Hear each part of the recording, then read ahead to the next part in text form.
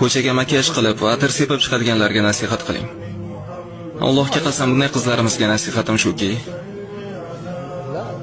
uydan ko'chaga atir sepib chiqmang. Payg'ambarimiz sollallohu alayhi vasallam bundaylarni la'natlaganlar va bu ishni harom qilganlar. Payg'ambarimiz aytadilarki, qaysi bir ayol atir upa sepib, so'ng erkaklar oldidan o'tsa va ular uning hidini sezsalar, ana o'sha ayol zinokordir. Zinokor dedilar. Ya'ni Alloh asrasin, zinokor deb nomladilar. Shu kerakmi sizga? Shu kerakmi sizga makiyaj ham kim uchun? Kim uchun atir sepib chiqasiz? Erkaklar uchunmi? E'tiborni jalb qilish uchunmi? Alloh asrasin. Odamlar sizni hidlashlari uchunmi? Nima kerak bu? Inson Alloh taolodan qo'rqishi kerak. Bu juda ham xatarli masala. Bunda hech qanday yaxshilik yo'q.